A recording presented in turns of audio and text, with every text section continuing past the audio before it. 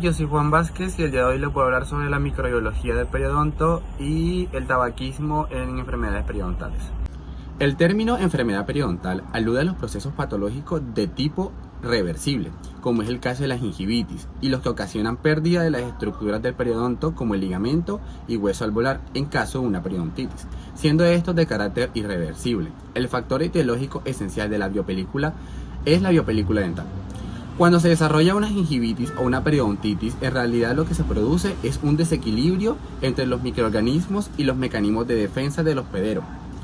Acerca del rol de la placa dental en la etiología de la enfermedad periodontal se ha propuesto tres teorías. La primera es la placa no específica, que se considera que el desarrollo de la enfermedad periodontal es el resultado de la interacción de los microorganismos con el hospedero. La remoción de los microorganismos ha devenido de la prevención y el control de la gingivitis y periodontitis. Como segundo, podemos encontrar la placa ecológica, la cual postula que los cambios en los factores ambientales en un sitio es la clave para la predisposición de la enfermedad periodontal. Un cambio en el ecosistema, la cual produce una alteración en la estabilidad. La microbiota bucal y su composición, en esta podemos encontrar la temperatura, los receptores para fijación, los nutrientes, las defensas del huésped, las interacciones microbianas, el pH y la genética. Hablando acerca un poco del pH, que es lo que un poco más nos interesa, ya que este hace cambios en el pH ambiental. Estos son más frecuentes y cuando lo hacen, estos provocan unas grandes modificaciones en las proporciones de las bacterias en el interior de las biopelículas de la placa dental. La placa específica. Esta se considera que solo un determinado número de microorganismos están relacionados con la enfermedad periodontal. Sin embargo, se ha observado casos en los que no se han encontrado microorganismos específicos o si los hay, no se han presentado en la enfermedad. Hablando un poco acerca de la biopelícula dental, esta está conformada por los microorganismos adheridos a la placa dental, a manera de depósito blando denso, que contiene además polímeros salivales y productos extracelulares. Las investigaciones recientes la mencionan como una comunidad ecológica.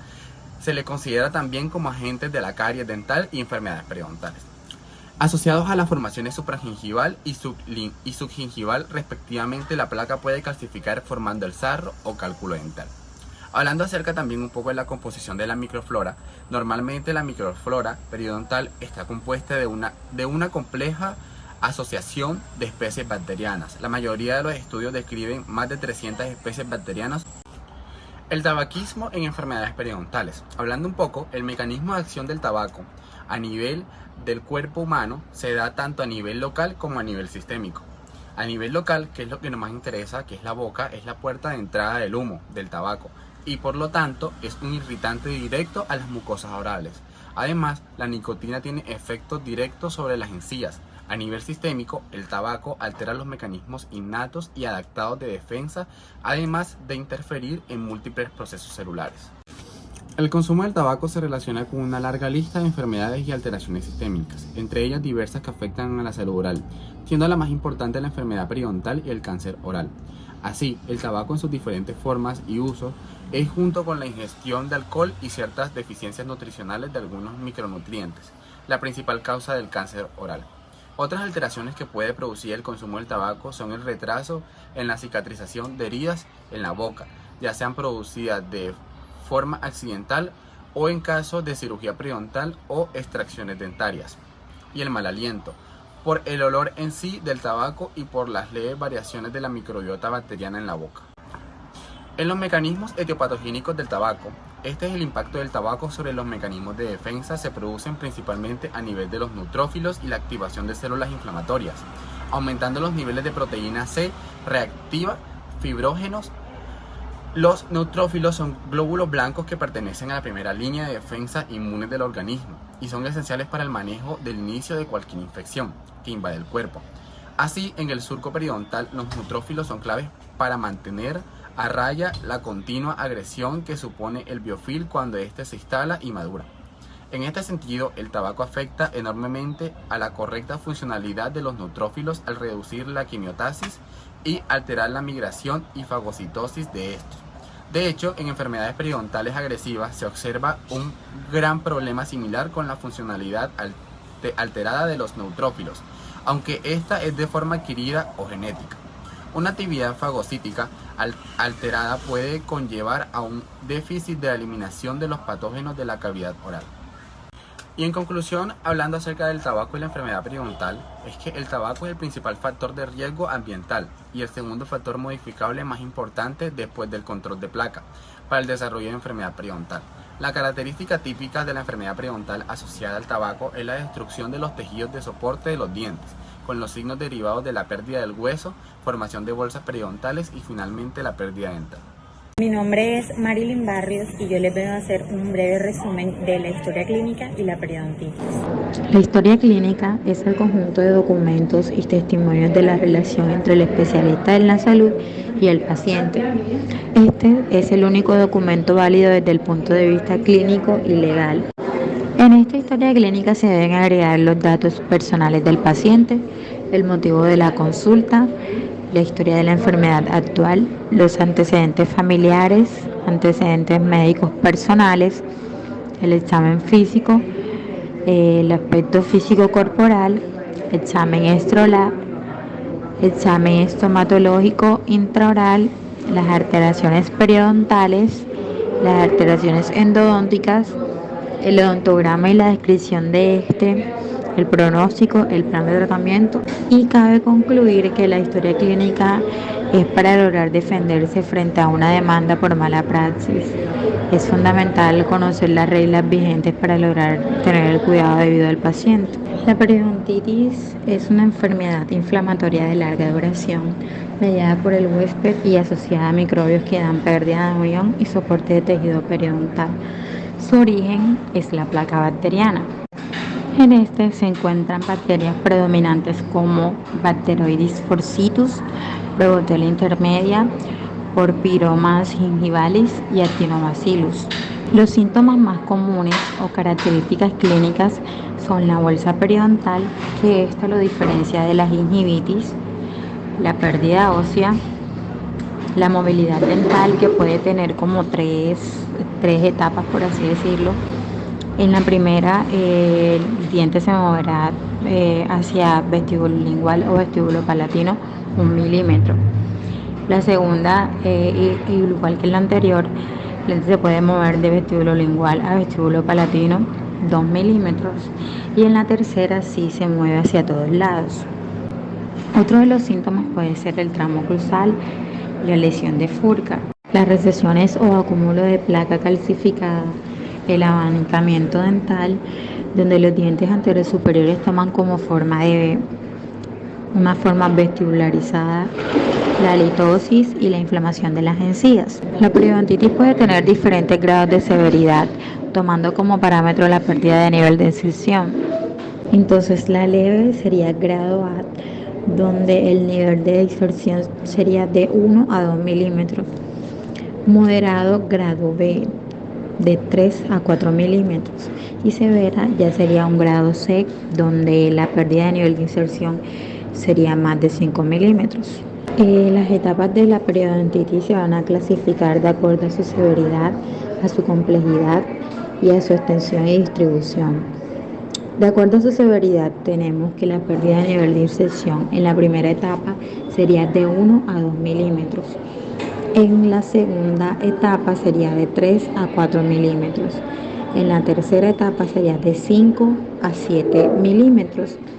Y en la cuarta sería más de 8 milímetros. En cuanto a la reabsorción ósea radiográfica, encontramos un 15% de un tercio coronal, que sería la etapa 1, mayor a 15, o sea, de 15 a 35% de un tercio coronal, esta sería la etapa 2, y de un tercio medio de la raíz sería la etapa 3, y de un tercio medio hacia abajo de la raíz sería la etapa 4.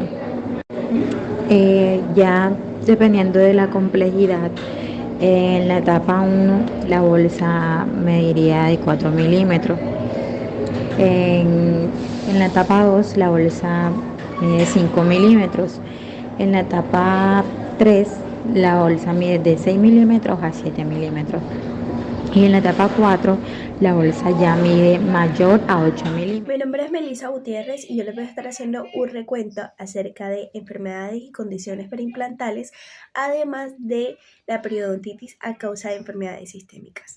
Se denomina enfermedad perimplantaria a los cambios patológicos de tipo inflamatorio de los tejidos que rodean a un implante.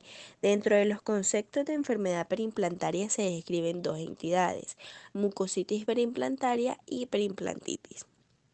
La mucositis se define como una forma reversible de afección inflamatoria de los tejidos blandos que rodean a un implante, siendo entonces esta considerada como el estadio inicial de la perimplantitis, teniendo como características más comunes la presencia de placa blanda y calcificada, edema, enrojecimiento e hiperplasia de la mucosa, sangrado, compromiso de sellado mucoso al sondeo, en ocasiones exudado o supuración, ausencia radiológica de reabsorción ósea. La perimplantitis, por su parte, es una reacción inflamatoria de los tejidos blandos y duros que rodean a un implante en función, que implica pérdida ósea y puede conducir finalmente a la pérdida del implante. Esta, por su parte, tiene unos criterios para poderla diagnosticar, como es la presencia de signos de inflamación de los tejidos blandos perimplantales, la evidencia de pérdida ósea radiográfica, el incremento de la profundidad al sondaje mayor a 6 milímetros, es indicativo de perimplantitis. El tratamiento ideal de estos implantes fracasados en el caso de que no exista pérdida ósea, es decir, que se trate de una mucositis, se debe eliminar la placa bacteriana y el cálculo, realizar un control químico de placa con clorhexidina al 0,12% cada 8 o 12 horas durante 15 días. Además, se debe instruir al paciente en la mejora de su higiene bucal. En cuanto a la relación de la enfermedad periodontal, lo que sería la periodontitis, con respecto a las enfermedades sistémicas, encontramos la diabetes mellitus, el síndrome metabólico, la hipertensión arterial, la obesidad, las enfermedades renales, respiratorias y ateroscleróticas. Diabetes mellitus. Recordemos que esta es una enfermedad endocrina de las más frecuentes y que incluye un grupo de trastornos metabólicos caracterizados por la elevación de los niveles de glucosa en sangre, acompañado de complicaciones a largo plazo, y que esta se puede clasificar en dos categorías principales: la diabetes mellitus insulino dependiente o de tipo 1 y la diabetes mellitus no insulino dependiente o tipo 2. Clásicamente se ha encontrado una asociación entre la diabetes mellitus y la enfermedad periodontal, una relación directa y de incidencia y severidad, ya que los pacientes diabéticos bien controlados, evaluados según sus niveles de hemoglobina glicosiladas en sangre, presentan menor severidad de la periodontitis comparado con los mal controlados. Por lo tanto, los mayores esfuerzos terapéuticos deberían ir dirigidos a prevenir la aparición de periodontitis en aquellos sujetos con riesgo de desarrollar diabetes mellitus. ¿Qué relación existe entre el síndrome metabólico y la periodontitis? Si bien existen varios estudios que relacionan el síndrome metabólico con la periodontitis, parece que la inflamación y el estrés oxidativo tendrán un papel importante como mediadores. La periodontitis podría aumentar el riesgo de síndrome metabólico, ya que la prevalencia del síndrome metabólico en personas con periodontitis grave puede llegar a ser el doble que en aquellas personas que no sufren periodontitis o que presentan periodontitis leve. Los niveles elevados de citoquinas y estrés oxidativo resultantes de la periodontitis pueden estar implicados en esta relación, ya que favorecen la resistencia a la insulina, afección que a su vez contribuye al desarrollo del síndrome metabólico. El síndrome metabólico podría aumentar el riesgo de la periodontitis, ya que los marcadores inflamatorios del síndrome metabólico pueden alterar la respuesta fisiológica del tejido periodontal y por ende aumentar el riesgo de la periodontitis. También se ha observado que los pacientes con síndromes metabólicos tienen un mayor riesgo a sufrir periodontitis respecto a personas sanas. La mayoría de las alteraciones que conforman el síndrome metabólico podrían contribuir al desarrollo de periodontitis, como por ejemplo lo es la obesidad, que es un componente del síndrome metabólico con una relación estrecha con la periodontitis, mientras que la obesidad puede aumentar los niveles de citoquina, que a su vez puede exacerbar la inflamación periodontal. Por su parte, la hiperglicemia puede provocar un daño endotelial afectando la irrigación del tejido gingival. Además, se ha observado que el riesgo de periodontitis aumenta con el número de alteraciones en el síndrome metabólico que presenta el paciente. En resumen, la periodontitis puede aumentar el riesgo de síndrome metabólico y viceversa. Por lo tanto, es importante que las personas con síndrome metabólico cuiden los hábitos de higiene bucodental y visiten rigurosamente al odontólogo para prevenir o tratar de forma precoz posibles problemas periodontales. La enfermedad renal crónica. Esta se define por la presencia del daño renal y o por la disminución de la función renal. En cuanto a su relación con la enfermedad periodontal, entre los factores de riesgo de la ERC o enfermedad renal crónica, se ha identificado la hipertensión arterial, la diabetes, la edad y el tabaquismo. Pero respecto a la enfermedad periodontal, también existe una evidencia creciente de su importancia como factor de riesgo modificable. Además, parece ser que la periodontitis contribuye al deterioro de la función renal con el paso del tiempo y que existe una fuerte asociación entre la periodontitis y el aumento de la mortalidad en pacientes con ERC. Existen varios posibles mecanismos que explicarían este vínculo entre ambas patologías. Por una parte, la llegada de las bacterias periodontopatógenas y citoquinas inflamatorias desde el periodonto hasta la circulación sanguínea, favoreciendo así la inflamación del sistema y las alteraciones en los distintos órganos, entre ellos el riñón. Allí, las citoquinas y otros factores inflamatorios pueden provocar disfunción endotelial y la aparición de proteinuria, trombosis, fibrosis, alteraciones que pueden causar un deterioro en la función renal. Por otra parte, la bacteremia, así como las citoquinas y otras sustancias inflamatorias derivadas de la enfermedad periodontal, también pueden favorecer la aparición de patologías que empeoran la función renal y aumentan el riesgo de ERC. Relación entre la HTA o hipertensión arterial y la periodontitis.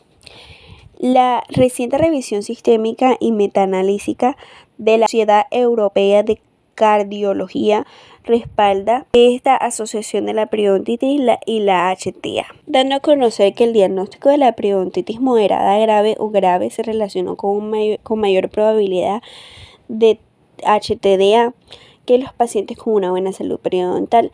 Además, se observó que la probabilidad de presentar HTDA aumenta con la gravedad de la periodontitis, pues la prevalencia de la HTA era mayor en pacientes con periodontitis que en pacientes sin periodontitis. Asimismo, la prevalencia de la periodontitis era mayor en pacientes con HTA que en los pacientes no hipertensos.